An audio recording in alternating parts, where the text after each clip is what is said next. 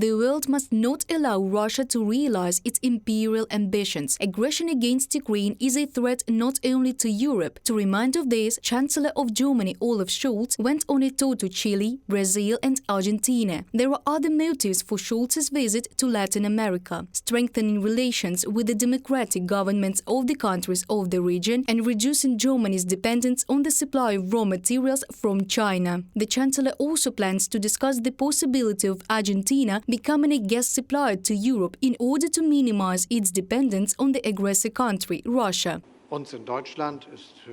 For Germany, for European countries, for all of us in the world who support Ukraine, it is clear this is a war between Russia and Ukraine. This does not change the fact that we support Ukraine with humanitarian or financial assistance, or that we send weapons, and we will do everything. And we did everything to ensure that the war does not escalate further, so that there is no war between Russia and NATO countries, for example. The United States is negotiating with the countries of South America on the supply of Russian or Soviet-made weapons to Ukraine, Laura Richardson, head of the U.S. Southern Command, said earlier. Buenos Aires is not discussing this issue yet, President Alberto Fernandez said following a meeting with the German Chancellor, but he stressed that the Russian war against Ukraine is condemned in Argentina. In the Northern Hemisphere, rockets fly and people get killed, but in the Southern Hemisphere, this has consequences in the form of higher costs and hunger, which affects the Southern Hemisphere. I want Russia to understand the damage all of this is causing. At the same time, U.S. Secretary of State Antony Blinken went on a tour of the Middle East. With the leaders of Israel, Egypt and Palestine, he will discuss global and regional priorities, according to the details of the visit at the State Department. One of the central themes is the reduction of tension in the Israeli-Palestinian conflict.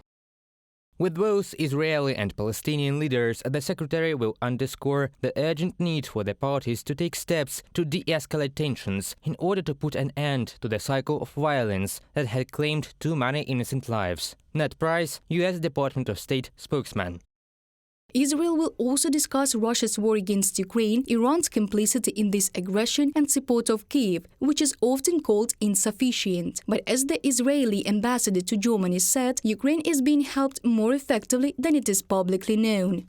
We have got Russians in Syria. As you know, the Israeli army regularly stops the supply of weapons from Iran to Syria and Lebanon. Among them are Iranian drones and missiles that Russia uses in Ukraine. Ron Prosor, Israeli ambassador to Germany, in an interview with Funke Mediengruppe.